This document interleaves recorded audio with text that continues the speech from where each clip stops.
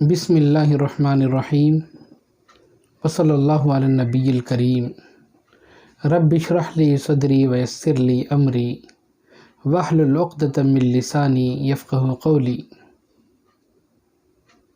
قرآن سے معلوم ہوتا ہے کہ اللہ تعالیٰ نے انسان کو اس انداز سے بنایا ہے کہ اس کی فطرت میں خیر اور شر دونوں ہی فیکلٹی کو رکھ دیا ہے۔ وَنَفْسٍ وَمَا سَوَّاهَا فَأَلْهَمَهَا فُجُورَهَا وَتَقْوَاهَا۔ اب انسان کے اوپر ہے کہ وہ ان دونوں فیکلٹی میں سے کس کو ایکٹیویٹ رکھنا چاہتا ہے اور کس کو ڈی ایکٹیویٹ رکھنا چاہتا ہے۔ إِنَّا هَدَيْنَاهُ السَّبِيلَ إِمَّا شَاكِرًا وَإِمَّا كَفُورًا۔ انسان کے اوپر اللہ تعالیٰ نے دونوں ہی راہیں کھول دی ہیں۔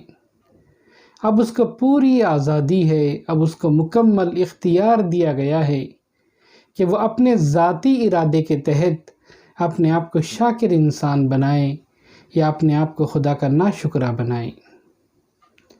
قرآن کی ان آیتوں کو سامنے رکھ کر اگر قصہ آدم پر روشنی ڈالی جائے تو ایک بہت اہم حقیقت کی طرف قرآن ہماری توجہ دلا رہا ہے۔ وہ یہ ہے کہ حضرت آدم وہ پہلے انسان تھے جن سے غلطی سرزد ہوئی۔ اب سوال یہ ہے کہ حضرت آدم سے جو غلطی سرزد ہوئی تھی اس کی وجہ کیا ہے؟ اس کی وجہ یہی آزادی اور اختیار ہے جس کی وجہ سے حضرت آدم سے غلطی سرزد ہوئی۔ اب روئے زمین کے اوپر جتنی انسانیت ہے وہ سب کی سب حضرت آدم ہی کی اولاد ہے۔ اب سوال یہ پیدا ہوتا ہے کہ ہر انسان جو غلطی کرتا ہے کیا اس کی وجہ یہ ہے کہ حضرت آدم نے غلطی کی تھی اس لیے وہ بھی غلطی کرتا ہے؟ ہرگز بھی نہیں۔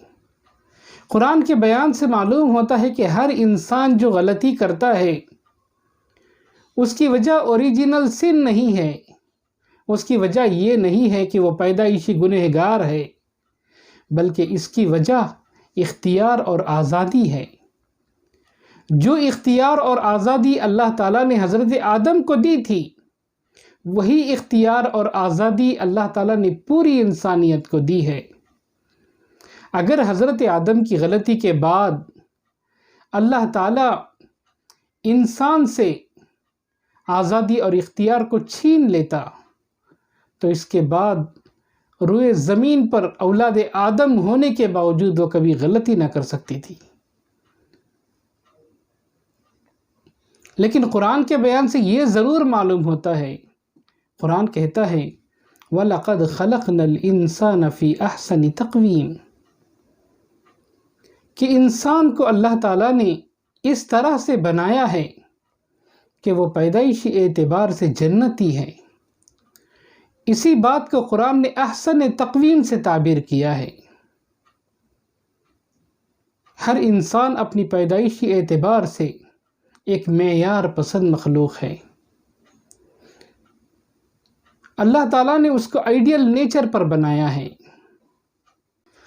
پہلے انسان نے جو جنت کا تجربہ کیا تھا اس کے بعد سے جنت اس کے ڈی این اے میں بسی ہوئی ہے۔ انسان اسی آئیڈیل دنیا کی تلاش میں اپنی ساری عمر لگا دیتا ہے، یہاں تک کہ ہمارے آس پاس میں یہ جو موجودہ دنیا ہے، یہ جو ماڈرن دنیا ہے، یہ جو ترقی یافتہ دنیا ہے، وہ انسان کے اندر موجود اسی معیار پسندی کی تلاش کا نتیجہ ہے۔ اسی آئیڈیل نیچر کو پانے کی جو تلاش تھی اسی تلاش میں انسان نے موجودہ ماڈرن دنیا کو دریافت کر لیا ہے، موجودہ ترقی یافتہ دنیا کو اس نے دریافت کر لیا ہے۔ لیکن یہ دنیا اتنی زیادہ ترقی یافتہ ہونے کے باوجود ایسے لگتا ہے کہ وہ انسان کے معیار سے بہت کم ہے۔